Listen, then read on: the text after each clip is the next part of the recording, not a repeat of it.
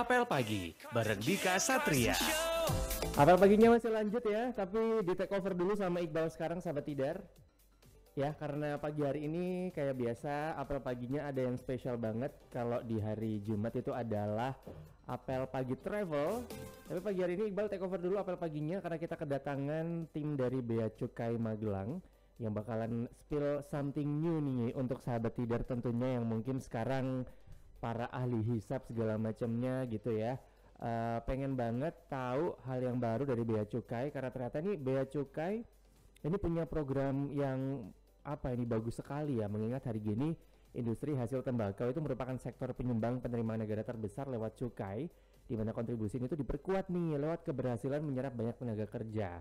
Makanya dalam mendukung, mengembangkan dan juga meningkatkan daya saing industri kecil menengah pada sektor hasil tembakau, ini pemerintah membentuk kawasan industri hasil tembakau atau KIHT. Ini sesuai ya diatur dalam Peraturan Menteri Keuangan nomor 21 garis miring PMK titik 04 garis miring 2020 nih tentang kawasan hasil industri tembakau, di mana ada dua ya ternyata wilayah kawasan industri hasil tembakau, mulai Kabupaten Sopeng di Sulawesi Selatan dan juga Kabupaten Kudus di Jawa Tengah. Magelang kan Jawa Tengah kan sahabat Tidar, makanya nih kita akan ngebahas pagi hari ini tentang yang namanya aglomerasi begitu ya. Dan untuk membahas lebih lanjut tentang aglomerasi pabrik hasil tembakau sudah ada di studio Radio Tidar nih pelaksana humas Bea Cukai Magelang, ada Bapak Julius. Selamat pagi Pak. Selamat pagi Mas Ivan. Sehat Selamat Pak? pagi. Sehat alhamdulillah. Oke, gimana nih penerimaan cukai sama Penerimaan dengan cukai semester sampai pertama? Semester pertama lancar Mas. Udah dari target cukai kantor Bea Cukai Magelang sekitar 230 triliun miliar sudah tercapai sekitar 110 miliar. Oke, aman berarti ya Pak ya ini sementara. Kemudian mendampingi Pak Julius adalah Pak Andaru, pertama kali kayaknya ke Radio Tidar Pak. Iya, sehat Pak. Alhamdulillah sehat. Oke, dan silakan sahabat ini yang pengen banget menanyakan lebih lanjut tentang ini tadi ya. Kita di Jawa Tengah ikut mendukung kawasan industri hasil tembakau karena kita juga kecipratan ternyata hasil tembakaunya ya setiap tahunnya Pak Julius. Berupa di Bea Cukai. Nah itu tadi. Nah kita akan ngebahas lebih lanjut apa itu aglomerasi pabrik hasil tembakau. Silakan untuk sahabat yang pengen banget berpartisipasi, boleh WhatsApp di 0878 0878 9430 atau silakan DM kita di Instagram ya di @radiotidar_fm. Kita ke Pak Julius dulu, mungkin boleh di-spill lebih lanjut Pak, apa itu aglomerasi pabrik hasil tembakau ini Pak? Iya Mas, jadi aglomerasi pabrik itu sebenarnya pada dasarnya itu semacam pengumpulan atau pemusatan Mas, pemusatan pabrik dari pengusaha hasil tembakau dipusatkan menjadi satu lokasi atau di kawasan tertentu. Nah, tempat penyelenggaraan APHT tadi bisa berupa kawasan industri tertentu, sentra industri kecil dan sentra industri menengah, atau tempat pemusatan industri tembakau lainnya yang memiliki kesesuaian dengan tata ruang wilayah. Kalau di Jawa Tengah ini seperti apa ini Pak? Kalau di Jawa Tengah sementara ini yang sudah ada ini di Kudus. Kudus ini dulu nomenklaturnya tuh disebut KIHT Mas, seperti yang Mas Iqbal sebutkan tadi, KIHT kawasan industri hasil tembakau, tapi ternyata sesuai dengan peraturan yang terkait yang mengatur tentang kawasan industri, ternyata kawasan industri itu mempunyai luasan minimal 5 hektar. Karena ternyata luasan KIHT di Kudus itu tidak sesuai dengan aturan terkait atau tidak memenuhi 5 hektar tadi, maka dibuat aturan seperti ini Mas. Karena untuk memenuhi nomenklatur kawasan industri atau KIHT itu memang membutuhkan minimal luasan 5 hektar, dan banyak daerah yang tidak mampu memenuhi persyaratan itu tadi. Makanya terus terbit PMK 22 tahun 2023 ini tentang aglomerasi pabrik hasil tembakau. Jadi untuk menjembatani bahwa aglomerasi itu bisa berupa kawasan, bisa berupa sentra yang luasnya tidak harus seluas kawasan dan lain-lain. Nah, terhitung dari sejak Juni 2023 ini KIHT di Kudus sudah berubah nomenklatur menjadi APHT, sudah bukan lagi KIHT. Bukan KIHT lagi ya. Dan untuk di Jawa Tengah apakah hanya Kudus saja yang bisa dibilang kayak sentranya? Padahal kan kalau kita ngeliat Jawa Tengah itu banyak ya Pak ya penghasil tembakaunya. Kalau di wilayah pengawasan Bea Cukai Magelang ini ada yang sudah melakukan semacam pengajuan atau semacam penelitian itu Temanggung. Temanggung tahun lalu sebenarnya sudah pengajuan, tapi karena tahun lalu itu masih istilahnya KIHT, untuk pemenuhan syarat kawasan itu belum belum bisa iya. memenuhi. Maka kajian dari Kabupaten Temanggung belum bisa menjadi KIHT. Setelah ini ada aglomerasi ini diharapkan nanti muncul lagi ya di gitu. daerah-daerah lain pun juga diharapkan akan muncul lagi. Oke. Kemudian latar belakang nih Pak, kenapa Cukai sendiri itu kayak membuat aglomerasi pabrik hasil tembakau ini? Nah, latar belakang itu yang pertama ini tadi Pak, seperti yang saya jelaskan tadi, karena susah untuk memenuhi persyaratan mendirikan KIHT. Tapi dengan adanya APHT ini, syarat-syarat yang susah tadi bisa untuk menjembatani pengusaha-pengusaha yang ingin mendirikan KIHT menjadi APHT. Terus munculnya nomenklatur baru yaitu sentra industri hasil tembakau dalam alokasi DBHJT. Jadi DBHJT yang dikembalikan ke daerah tadi yang 3% dari penerimaan cukai itu ternyata di dalamnya itu ada nomenklatur alokasi untuk pembuatan sentra industri hasil tembakau. Kalau tadi istilahnya pakai KIHT tidak sejalan dengan program sentra industri tadi. Karena sentra industri dengan KIHT itu jelas persyaratannya berbeda. Makanya terbit aturan ini untuk menjembatani bahwa aglomerasi itu bisa juga berupa sentra, bisa juga berupa kawasan, bisa juga berupa pemusatan industri tertentu. Nah, yang terakhir ini beberapa KIHT sudah terbentuk namun belum memenuhi persyaratan fisik seperti yang tadi dikutip tadi sudah terbentuk sebenarnya, tapi secara fisik itu belum memenuhi, makanya terus nomenklaturnya jadi APHT. Meskipun dari dulu udah terkenal sebagai kota kretek ya, kalau Kudus itu aja masih belum memenuhi begitu ya. Kemudian dengan menjadi bagian dari APHT sendiri, apakah ada perbedaan perlakuan dan juga manfaatnya? Ini mungkin Pak Daru mau menjelaskan? Mungkin sebelum ke perlakuan dan manfaat, menambahkan yang disampaikan Mas Julius tadi, sebenarnya kalau flashback ke belakang lagi, tarik lagi ke belakang itu sebelumnya itu ada kawasan industri hasil tembakau. Itu awal mulanya itu kegiatan itu tuh dilakukan di Sopeng, Makassar. Nah, sebagaimana yang disampaikan Mas Julius tadi, karena ternyata kawasan industri ini mungkin bentuknya banyak, ada mungkin tadi sentra, kemudian diubahlah yang sebelumnya mungkin PMK 21 PMK 04 2020 itu yang mengatur tentang kawasan industri hasil tembakau itu sudah dinyatakan cabut, dinyatakan tidak berlaku, digantikan dengan PMK 22 PMK 04 tahun 2023 itu aglomerasi. Jadi dia itu semacam gambaran besarnya ya, aglomerasi yang di bawahnya mungkin bisa tadi kawasan industri, sentra, kemudian kawasan industri tertentu. Kemudian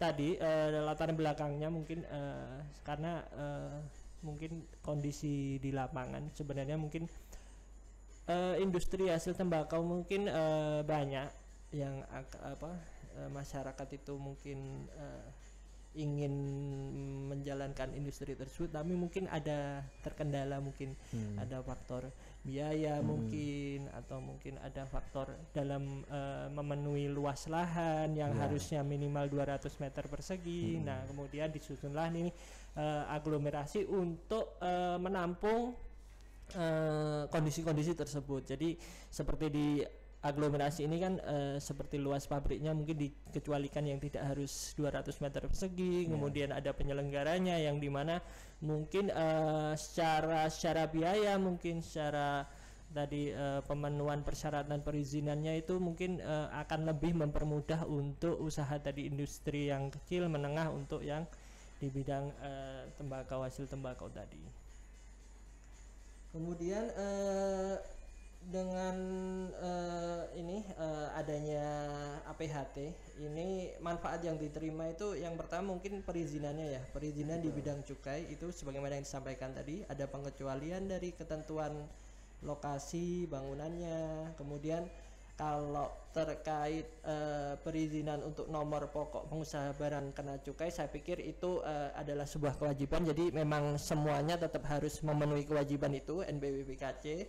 Kemudian manfaat yang diterima itu bisa dilakukan kerjasama yang dilakukan menghasilkan BKCHT. Jadi dalam gambarannya dalam sebuah APHT misal ada pabrik A yang mungkin BKC-nya itu masih dalam TIS tembakau iris, kemudian itu bisa melakukan kerjasama untuk melakukan linting, kemudian nanti bisa produksinya mungkin dalam bentuk jenis HT SKT mungkin, nah itu bisa dilakukan hal seperti itu. Kemudian ada juga ada manfaat lain yaitu berupa penundaan pembayaran cukai yang diberikan dalam jangka waktu penundaan 90 hari. Jadi ada fasilitas penundaan untuk pelunasan cukainya, mungkin ada keringanan ya dalam pembayaran cukainya. Oke, ini menarik nih karena dalam keuntungan perizinan cukai sendiri ya, ini katanya ya kan ada keuntungan dalam pengurusan NPP BKC. Nah, ini mungkin boleh dijelasin lagi Pak Julius, apa itu NPP BKC? Ya Mas, NPP BKC itu seperti kita kalau misalkan kita mau naik motor atau kita mau mengendarai motor, kita harus mempunyai SIM ya Mas. Nah sama, kita ketika ingin mempunyai usaha atau mempunyai pabrik hasil tembakau itu harus punya SIM. SIM-nya itu disebut NPP BKC. NPP BKC sendiri adalah nomor pokok pengusaha barang kena cukai. Itu adalah izin untuk menjalankan kegiatan sebagai pengusaha pabrik, importir barang kena cukai, pengusaha tempat penyimpanan, penyalur, dan pengusaha tempat penjualan eceran di bidang cukai. Jadi semua pengusaha di bidang cukai itu wajib memiliki NPP BKC. Ini dikecualikan untuk hasil tembakau ini hanya berlaku bagi pengusaha pabrik dan importir. Jadi penjual ecerannya tidak perlu mempunyai NPP BKC. Beda dengan etil alkohol ataupun minuman mengandung etil alkohol. Mereka wajib memiliki NPP BKC sampai tingkat ke penjual ecerannya. Tapi untuk pabrik hasil tembakau hanya untuk pengusaha pabrik dan importir. Lalu syarat fisiknya apa? Syarat fisiknya adalah dilarang berhubungan langsung dengan bangunan, halaman atau tempat lain yang bukan bagian dari pabrik yang dimintakan izin. Jadi hanya berupa pabrik, tidak boleh sekaligus sebagai tempat tinggal atau tempat lain yang tidak diizinkan. Lalu berbatasan langsung dan dapat dimasuki dari jalan umum. Dan mempunyai luas bangunan minimal 200 meter persegi. Ini untuk pengusaha hasil tembakau yang di luar aglomerasi ya Mas. Berarti yang kayak di Magelang Kabupaten begitu. Itu yang belum masuk aglomerasi. Minimal luasannya memang 200 meter persegi. Nah, ini yang sering dikeluhkan karena sulit untuk memenuhi luasan 200 meter persegi. Termasuk yang area depan Koripan itu suka musiman ya Pak di situ ya. Itu juga banyak banget. Lalu syarat administrasinya ada berita acara pemeriksaan. Ini dihasilkan dari ketika kita memeriksa lokasi tadi apakah memenuhi persyaratan, maka akan muncul berita acara pemeriksaan. Lalu ada NIP, nomor induk usaha, izin usaha industri, NPWP dan KTP pemilik atau penanggung jawab, serta gambar denah dan lokasi bagian tempat usaha. Untuk syarat fisik yang 200 meter persegi tadi, kalau misalkan dia mengajukan NPP BKC di dalam APHT, dikecualikan dari luasan 200 meter persegi. Ini menarik nih ya Pak ya. Apakah ada kayak larangan-larangan tertentu nih terkait dengan mungkin yang belum masuk aglomerasi ini tadi Pak? Pengen banget punya usaha begitu? Ini untuk yang di luar aglomerasi atau yang di dalam? Atau ya di luar dan di dalam mungkin? Ya kalau di luar aglomerasi aturannya untuk memiliki NPP BKC seperti itu Mas. Misalkan dia ingin melakukan usaha di bidang cukai harus memiliki NPP BKC dengan syarat yang seperti itu. Nah, ketika dia misalkan dia menjalankan usaha di dalam APHT, ternyata juga ada larangan-larangannya di dalamnya itu Mas. Larangannya itu yang pertama adalah melakukan kerjasama pengemasan barang kena cukai berupa hasil tembakau dalam kemasan untuk penjualan eceran dan pelakatan pita cukai. Jadi untuk kerjasama pengemasan dan pelakatan itu tidak boleh dilakukan kepada pabrik lain, harus dilakukan di sendiri. Ya? Tapi misalkan saya mempunyai sebagai pabrik tembakau misalkan, boleh misalkan saya bekerja sama dengan pabrik yang menghasilkan produk berupa rokok. Jadi saya boleh kerjasama, tapi tidak boleh bekerja sama dalam pengemasannya. Atau mungkin saya malah pengusaha yang tidak ada hubungannya dengan cukai, misalkan pengusaha percetakan bungkus rokok, itu boleh bekerja sama selama dia di dalam APHT ya Pak. Lalu larangan yang kedua, melakukan kerjasama menghasilkan barang kena cukai berupa hasil tembakau dengan pengusaha pabrik di luar tempat aglomerasi. Jadi tidak boleh bekerja sama dengan pihak luar apabila yang dikerjasamakan itu berupa barang kena cukai. Lalu yang terakhir, menjalankan kegiatan sebagai pengusaha pabrik hasil tembakau di luar tempat aglomerasi pabrik aglomerasi tersebut. Jadi misalkan saya sudah punya pabrik di luar aglomerasi, itu tidak boleh menjalankan juga sebagai pengusaha di dalam aglomerasi. Sebaliknya, misalkan saya sudah punya pabrik hasil tembakau di dalam aglomerasi, tidak boleh menjalankan usaha di bidang hasil tembakau di luar aglomerasi. Oke, memang agak berat ya bahasan kita pagi hari ini sahabat Tidar. Tapi yang jelasnya aglomerasi hasil pabrik tembakau ini memang salah satu solusi begitu ya, pemerintah mendukung industri hasil tembakau dan salah satu usaha nih untuk menekan rokok ilegal juga ya Pak ya. Benar sekali. Oke, jadi silakan sekali lagi untuk sahabat Tidar yang masih pengen banget bertanya, silakan WhatsApp-nya di 0878 atau DM kita di Instagram ya. Terutama yang mungkin boleh lapor juga Pak, mungkin kalau ada yang tetangganya atau mungkin daerah tempat tinggal kok ada yang nanam tembakau, itu boleh dibantu dicek juga sahabat Tidar. WhatsApp ya di 0878 atau DM kita di Instagram. Radio Talk Show bareng sama Bea Cukai Magelang akan segera kembali. This is your mood booster in the morning. 9,3 FM Radio Tidar, radionya generasi terpelajar. 2023 stay healthy. Radio Talk Show bareng sama Bea Cukai Magelang masih balik lagi sahabat Tidar. Kita masih membahas seputar aglomerasi pabrik hasil tembakau. Salah satu solusi pemerintah juga nih untuk mendukung industri rokok ya di Indonesia, meskipun rokok itu sudah dinyatakan berbahaya, makanya harus perlu banyak pendampingan nih agar rokok ilegal sendiri yang tentu sangat membahayakan ini tidak banyak beredar di masyarakat. Kita masih bareng sama Pak Julius dan juga Pak Ndaru dari Pelaksana Humas Bea Cukai Magelang. Masih semangat ini Pak? Masih semangat. Tampaknya ini nggak banyak di masyarakat ini Pak. Nggak banyak yang ngeh ya tentang seputar aglomerasi pabrik hasil tembakau. Tapi kita kembali lagi nih tentang tadi ya, sempat disebutkan bahwasanya Jawa Tengah sendiri ada Kudus, tapi ada banyak tempat begitu yang diharapkan begitu ya akan bermunculan terkait dengan aglomerasi pabrik. Ini persyaratan untuk aglomerasi pabrik sendiri seperti apa sih Pak sebenarnya? Persyaratannya hampir sama dengan persyaratan kalau kita mengajukan menjadi pengusaha pabrik di luar aglomerasi. Yang pertama, tidak berhubungan langsung dengan rumah tinggal, bangunan halaman atau tempat lain yang bukan bagian tempat aglomerasi pabrik yang dimintakan izin.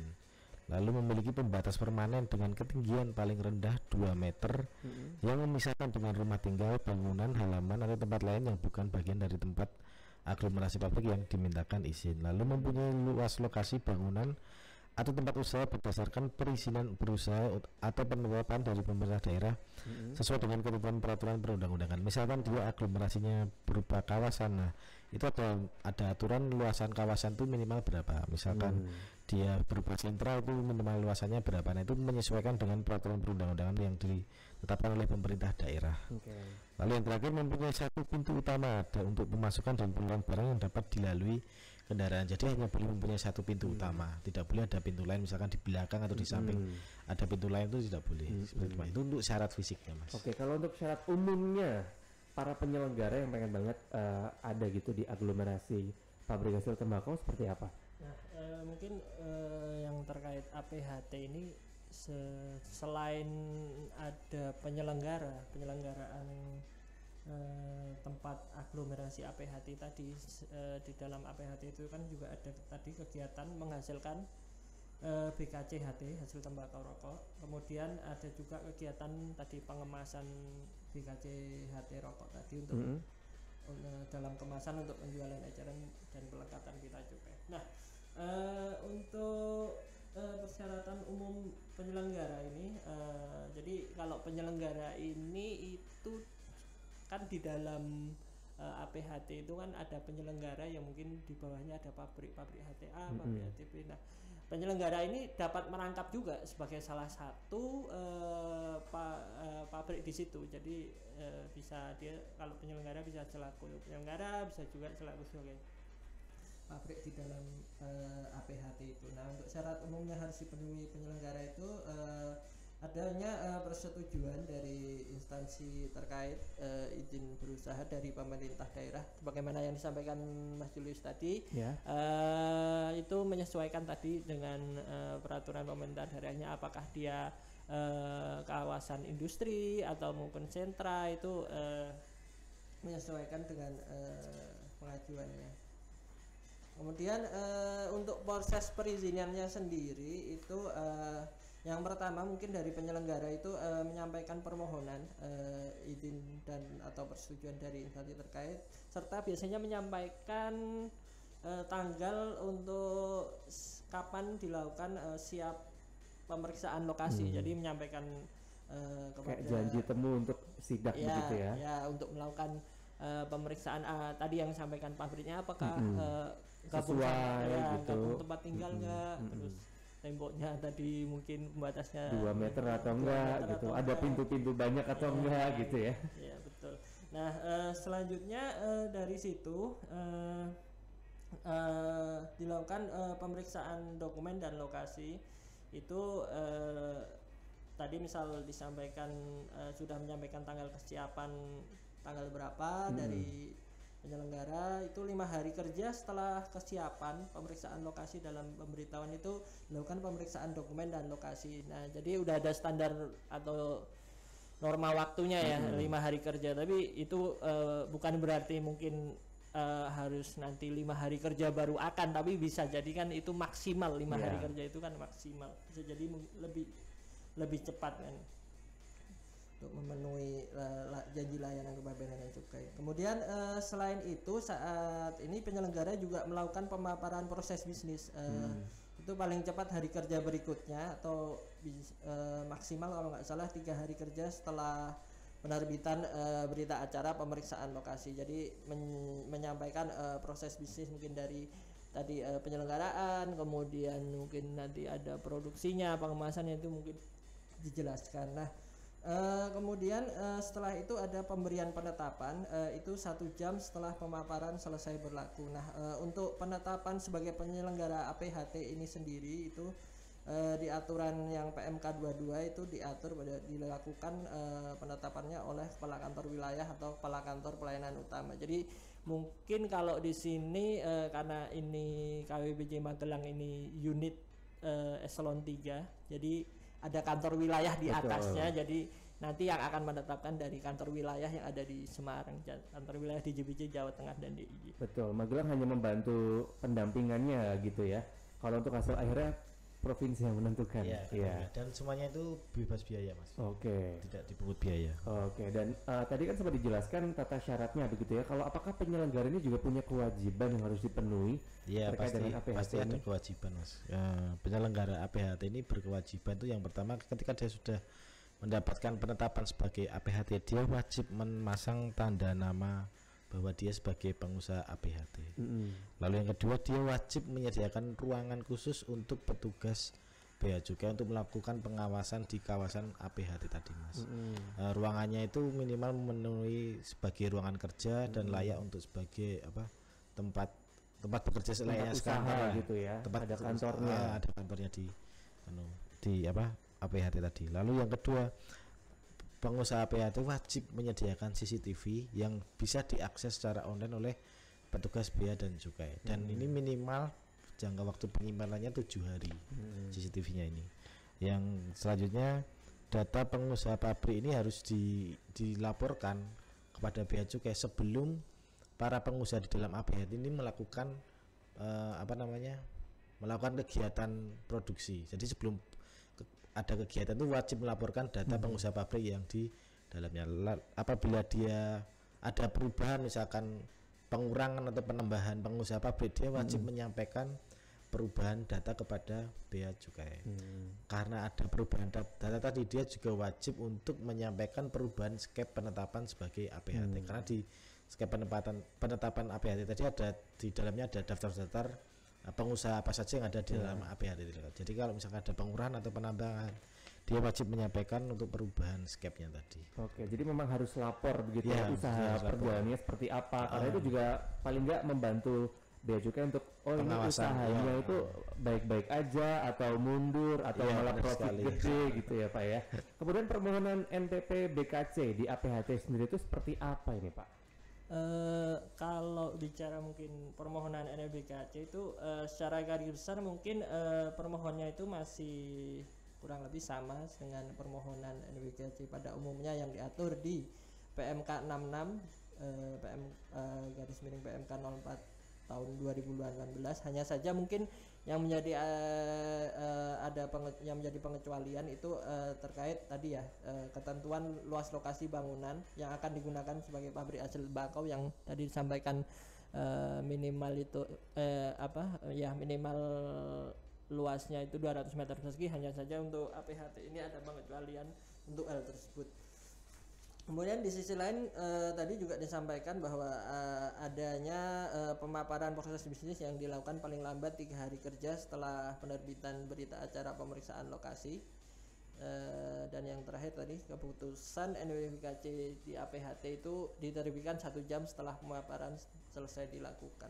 Jadi untuk APHT ini persyaratan atau permohonan NPBKC-nya saya kira mungkin lebih fleksibel untuk mempermudah tadi ya industri kecil, industri menengah untuk industri hasil tembakau itu sendiri. Oke, bisa berkembang juga ya, seperti tujuan atau goalnya ini sendiri kan untuk membantu ekosistem begitu ya industri tembakau di Indonesia. Mungkin ini ada ketentuan umum nggak nih Pak, penyelenggaraan APHT ini ke depannya itu akan seperti apa?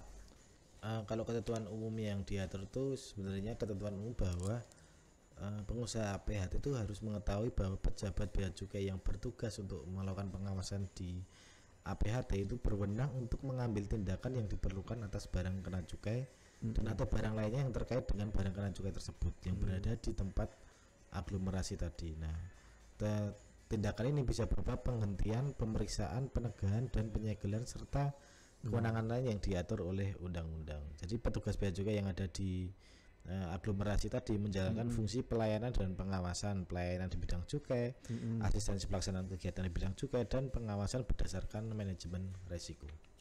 Oke, karena ini termasuk yang beresikonya tinggi ya. Iya. Ada lingkungan yang kena dampaknya juga, kemudian mungkin masyarakat sekitar juga bisa menjaring banyak tenaga kerja juga. sekali. Jadi kan ini salah satu yang beresiko tinggi.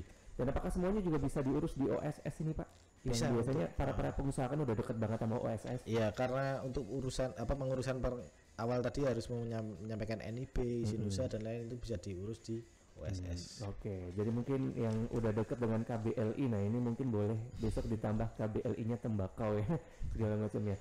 Oke, menarik sekali pembahasan kita sahabat Tidar, bahwasanya Magelang ini juga termasuk yang banyak begitu usaha-usaha tembakau rajangan ya kayaknya Pak ya. Apakah juga ke depan Magelang ini berpotensi untuk menjadi salah satu aglomerasi pabrik tembakau juga Pak di Jawa Tengah? Bisa, karena aglomerasi ini sebenarnya bisa diadakan oleh pihak swasta maupun pihak pemerintah. Jadi pihak swasta kalau berkeinginan untuk mengadakan sebagai pengusaha aglomerasi itu sangat dimungkinkan. Dan untuk pihak pemerintah, karena tadi dialokasi di BHJHT tadi bisa atau ada takik khusus untuk penyelenggaraan sentra industri hasil tembakau. Betul. Nah, ini dimungkinkan setiap daerah yang mendapat kucuran DBHJHT itu dimungkinkan untuk membentuk APHT Mas. Jadi bisa memungkinkan karena di Magelang pun juga mendapat dana DBHJHT, maka dimungkinkan juga Magelang bisa menjadi APHT. Nah, sejauh ini usaha yang dilakukan untuk ayo nih Magelang harus bisa APHT dari bea cukai ini seperti apa Pak? Nah, sebelumnya dari 4 kabupaten dan 1 kota masih di wilayah pengawasan Magelang ini yang mempunyai kemungkinan paling besar wilayahnya mengajukan sebagai KIHT, kalau sekarang APHT itu masih Temanggung dan Purworejo. Kalau daerah lainnya sesuai dengan penelitian dan lain-lain itu belum memungkinkan. Mungkin kalau Magelang ini karena belum ada, kota Magelang itu kayak belum ada wilayah yang dikhususkan untuk sentra industri itu kan belum ada Mas di Magelang. Hanya ada mungkin pabrik-pabrik kecil itu memang ada ya kalau untuk ini ya. Oke, tapi menarik sekali sahabat Tidar. Kita akan segera kembali lagi. Silakan untuk sahabat Tidar yang pengen bertanya-tanya langsung Ini boleh nanya tentang rokok ilegal juga nggak sih Pak? Boleh. Ini yang masuk tentang rokok ilegal soalnya nih. Silakan sahabat dulu boleh WhatsApp di 0878 0878 9430 atau DM kita di Instagram di @radio_tidar_fm. This is your mood booster in the morning. Kali ini di segmen terakhir kita di Radio Talk Show bareng sama Bea Cukai Magelang. Tadi mungkin yang udah ada pandangan gitu ya, mau investasi di Magelang seputar pabrik rokok segala macam, atau mungkin yang udah dapat warisan mungkin ya daerah kabupaten. Ada yang orang tuanya nanam tembakau masih bingung gimana untuk ekspansinya. Mungkin tadi sedikit banyak udah ada bayangan bagaimana cara membuat aglomerasi pabrik hasil tembakau sendiri. Dan ini terima kasih untuk beberapa pertanyaan yang sudah masuk di WhatsApp 0878 0878 9430 bakal dijawab oleh Pak Julius dan juga Pak Ndaru dari Pelaksana Humas Bea Cukai Magelang. Ini yang pertama ada Wildan. Pagi Mas Iqbal, aku Wildan, mau nanya semoga bisa dijawab. Gimana nih caranya ekspor rokok ke kawasan perdagangan bebas? Jadi mau kirim rokok ke Batam, Bintan, Tanjung Balai, Karimun. Seperti apa ketentuannya atau ada potensi bakalan ditahan? Terima kasih. Mungkin yang terkait pertanyaan itu untuk ekspor sendiri ya. Ekspor itu kan ketika pengeluaran barang dari dalam negeri ke luar negeri. Nah, kemudian kalau mungkin tadi rokok atau hasil tembakau yang dari misal dari Magelang tadi sampai dikirim atau ke tadi Bintan, Tanjung Balai, Karimun ya. Iya, Karimun nama Batam tadi bilang. Batam itu sepertinya tetap dikenakan atau dilekati pita cukai, tetap kena cukai. Itu mungkin belum memenuhi substansi dari ekspor sendiri ya. Kalau substansi ekspor itu misalnya dari Magelang, misal pabrik A, kemudian diekspor ke Malaysia, negara kemungkinan ya. Itu misal Singapura itu bisa menggunakan ada istilahnya itu dokumen mutasi barang kena cukai, dokumen CK5 ekspor, yang dimana cukainya itu mendapatkan fasilitas tidak dipungut, jadi tidak ada pita cukainya, jadi seperti polos. Itu untuk yang ekspor BKC itu ketentuannya seperti itu. Nah tadi sempat disinggung tentang pita cukai ya, mungkin boleh dijelaskan pita cukai itu kayak beli di mana atau mungkin cara mendapatkannya, apakah juga punya masa kadaluarsa, dan mungkin ini juga yang para pengusaha rokok ini juga kemungkinan akan sering bersinggungan ya Pak ya? Ya, pita cukai sendiri hanya bisa didapatkan oleh pengusaha rokok yang mempunyai NPWP BKC, Mas. Oke, tadi ya yang udah pengajuannya itu dengan menggunakan P3C. Jadi misalkan saya mengajukan P3C bulan ini, hari ini, untuk misalkan saya pesan pita cukai 1000 lembar, itu baru bisa siap pita cukainya itu kira-kira untuk bulan berikutnya. Nah, ketika pita cukainya udah siap tadi, misalkan saya pesan dengan P3C 1000 lembar, ini saya bisa mengambil pita cukainya ini dengan mekanisme dokumen CK1. CK1 ini singkatnya seperti apa? Kita membayar sejumlah pita cukai atau cukai yang akan kita ambil, dibayar ke negara. Setelah kita membayar baru bisa mengambil pita cukai di kantor bea cukai. Nah, pita cukai sendiri diproduksi oleh PT Perum Brewery. PT Perum Brewery itu sama dengan yang mencetak uang. Jadi seperti itu, Mas. Jadi pita cukai tidak bisa dicetak sembarangan dan hanya bisa dipesan oleh pabrik tembakau yang mempunyai izin NPWP BKC. Jadi tadi ya calon-calon aglomerasi ini mungkin akan hanya bisa mencetak. Ini ada satu Ibu Listi. Kebetulan aku ngejual rokok yang baru denger dan juga baru lihat merek baru. Apakah menjual rokok harus ada izin dari Bea dan Cukai? Ya, untuk menjual rokok sendiri dia tidak diwajibkan memiliki NPWP BKC. Beda dengan misalkan kita menjual barang kena cukai lainnya, misalkan kita menjual BKC berupa MMA dan lain-lain, itu kita sebagai penjual eceran wajib memiliki NPWP BKC. Tapi di dalam hasil tembakau yang wajib memiliki NPWP BKC hanya pengusaha pabrik dan importir. Nah, untuk pengusaha eceran itu tidak wajib memiliki NPWP BKC, namun harus diperhatikan oleh Ibu Listi. Karena itu merek baru, bisa dicek Ibu apakah dia kira-kira rokoknya itu rokok yang legal atau yang ilegal. Nah, caranya ngecek gimana? Yang pertama kita lihat dulu di kemasannya itu ada pita cukainya atau enggak. Lalu kalau ada pita cukainya, dicek apakah sesuai jumlah batangnya. Misalkan di kemasan itu 20 batang, pita cukai yang dilekatkan juga untuk 20 batang. Lalu dicek lagi misalkan produksi hasil produksi di kemasan itu misalkan SKM, di pita cukai harus SKM. Selanjutnya kita cek lagi apakah ada personalisasinya. Personalisasi itu seperti apa? Diambil biasanya dari 10 karakter nama pabrik ditambahi dengan angka. Misalkan dari pabrik Lesti misalkan, di pita cukainya itu harus ada personalisasi berupa tulisan Lesti 00 atau Lesti 01 sebanyak 10 karakter. Setelah itu dicek lagi apakah pita cukainya itu asli atau palsu. Asli atau palsu membedakannya gampang seperti kita membedakan uang asli atau uang palsu. Lalu apa Ibu masih ragu-ragu, bisa dicek menggunakan sinar ultraviolet. Kalau di sinar ultraviolet nanti ada hologram keamanannya keluar, nanti hampir bisa dipastikan itu asli. Kalau masih ragu-ragu bisa datang ke kantor bea cukai untuk dicek apakah itu asli atau Atau mungkin boleh difoto Bu, kayak apa rokoknya. Nanti jadi jawab Pak Julius ya. Oke, ini menarik sekali yang udah bertanya. Terima kasih banget di WhatsApp 0878 0878 9430. Ini mungkin sebelum kita tutup obrolan kita pagi hari ini Pak Julius dan juga Pak Andaru, mungkin ada pesan yang mau disampaikan ke sahabat Tidar. Ya mungkin kalau terkait dengan pesan ini menyampaikan mungkin gambaran umum tadi APHT, bahwa APHT itu kan pengumpulan pemusatan pabrik dalam suatu kawasan lokasi tertentu yang memang tujuannya untuk mendorong industri hasil tembakau atau rokok skala kecil untuk lebih berkembang. Jadi harapannya sih dengan adanya aglomerasi ini dapat memfasilitasi ya pabrik kecil yang mungkin sebelumnya nyebar di berbagai tempat, mungkin ada kendala tadi biaya, mungkin kendala luas. Ini satu lain hal, itu bisa jadi ngumpul terkonsentrasi di satu tempat sehingga mungkin nanti akan lebih mudah untuk melakukan mungkin monitoring, pelayanan, pengawasan, itu akan lebih terkonsentrasi di satu tempat lagi.